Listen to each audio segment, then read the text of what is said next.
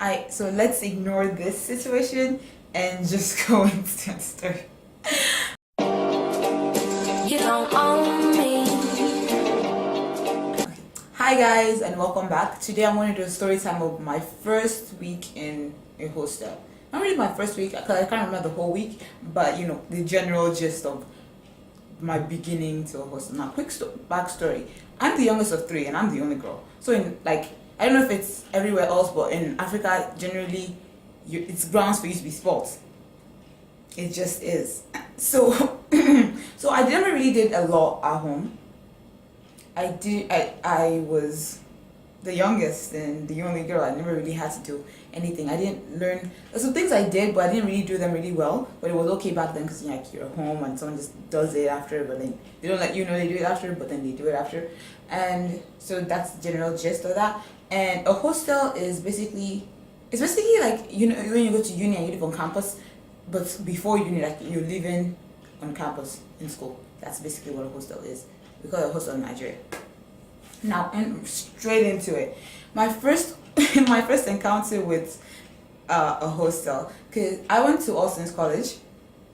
It's not college, it's literally secondary school, but we call it All Saints College. And they had a church, and my maternal grandparents went to the church. They go to the church, so it's like the school had a church, so it was close to home, so to say. Like, so I could have lived with my grandparents and gone to school every morning, but no, I went to a hostel. So anyway, I went to the hostel at first before anyone else. Like the matron is the person who takes care of us. She was already in there. And I went to the hostel and I was like, oh my gosh, I was so excited to be in a hostel. Really, really excited. I loved the idea of all the stories that was being told. No one ever tells you about the bad stuff. They don't say about the really bad stuff, but you know. They say about just a little bit bad stuff and you're like, oh my gosh, I should something that, oh my gosh, yeah, I can do that. No, not at all. So what happened? I'm gonna tell you guys. On the first day I went there, no one was there. And I told my grandma, oh, I want to just try it out, you know, be there, you know, see what it's like.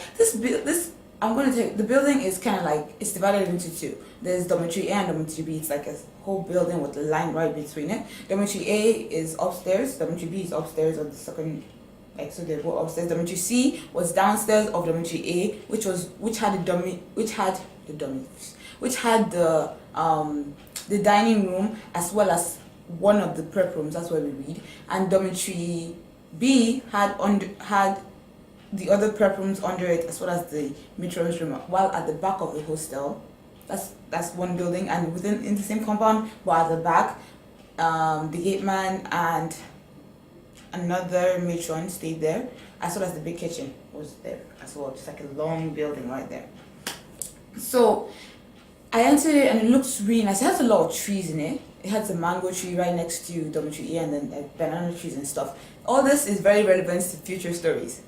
So, that's generally just what the building looks like. So it looks really nice in the morning time. I was like, oh my gosh, this is so nice. Can I spend the night, Grandma? And she's like, yeah, sure, you can.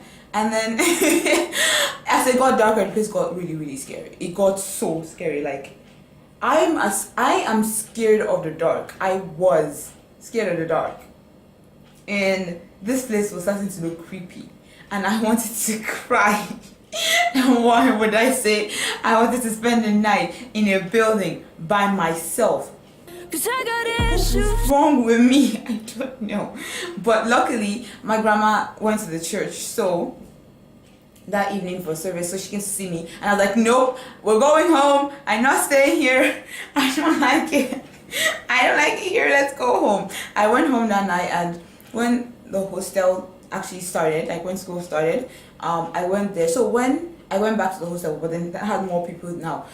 It had more people now. So at this point, everyone was new. Like all us GSOs, like first GSOs, were all new. So we're all friendly. Oh my God, what's good? What's good? We talked. We like, you know, we're friendly. We're a bunch of 10, 11-year-olds. 10, 11, 9-year-olds. We're like, yeah, within that bracket. So I was helping. And also you need a locker because you don't get one. So you have to like bring all these wooden lockers. I'll put pictures if if I remember to, pictures of what a locker looks like, and you're supposed to carry it obviously to your room. So I was helping a lot of people carry their stuff to the room. I was being super friendly. I was so excited. I was like, oh my god, this is happening. I'm about to live in a place full of so many girls and everything. And it's like, oh my god, we're gonna be like sisters. And because I have two brothers, I don't have a sister. So I thought that was like the actual idea of having sisters is like was something I wanted. I don't want it now, for the record.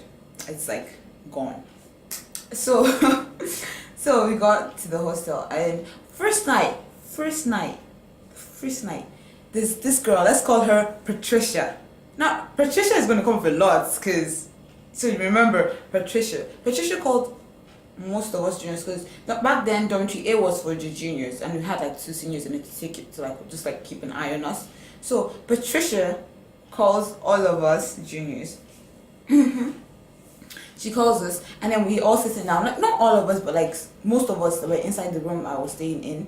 And then we all sat down, and like she literally judged us. Like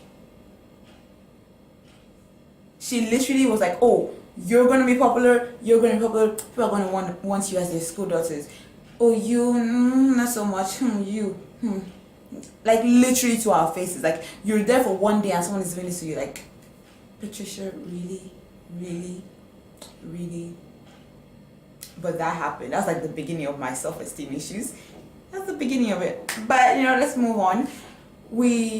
That happened, and then everyone went to bed. Everyone was like still excited and everything. The next morning, no,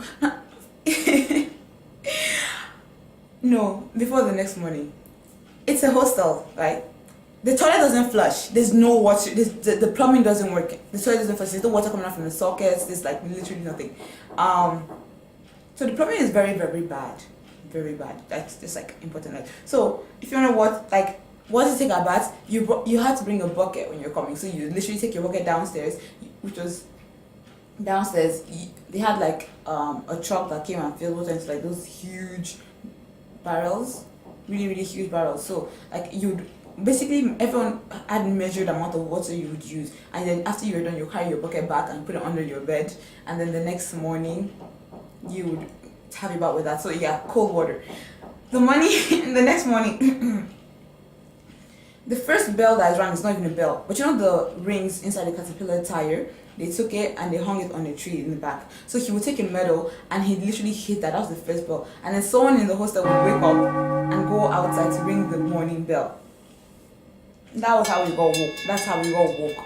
So that happens in the morning, and it's your first day, so you're so excited. They woke us. I think they woke up us at 5 in the morning. I'm not really sure about the time, but I'm very sure it was 5, because we're like over 50 girls in the hostel, and we had to get ready. And I think school started at 7ish, 8. So we got woken up at 5 or 6, because school started 7 or 8. So I just know it was really dark. And then when they rang the bell, when the first bell rang, everybody had to go downstairs and have devotion. So you have people sleeping, like tired and everything, and like devotion and everything. Everyone's like clapping. It's like, oh my gosh, I want to sleep.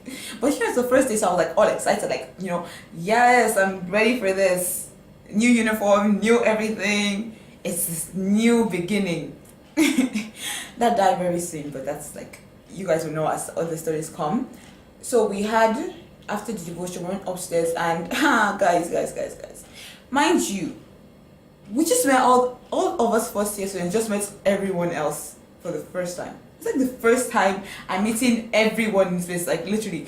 And we got to the time to take a bath, and in the bathtub, like imagine a bathtub. I'm gonna put a picture. A bathtub, and someone was sitting at the far end, someone was sitting in the middle, and someone was sitting on this far end. So it's like on the right, middle, and the left. You would have people. So so 3 people. The first day I just got there, and the next day everyone has seen you in the way God made you. It was, and you couldn't be like, oh, I don't have about anybody or anything. Cause and there was even a senior there who was telling us, oh, come on. Like, it was wow. It was like, but we got over that really fast, and we took a shower, went to school. Yeah, that was it.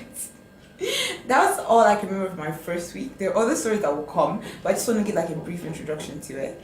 And yeah, for more stories will come on my experience in the hostel, because I stayed in the hostel for 2 years. So those 2 nightmare years have a lot of stories in them. So thank you for watching. I hope you guys will follow on with this whole story time thing, and subscribe, like, share, comment, all that good stuff. Bye guys.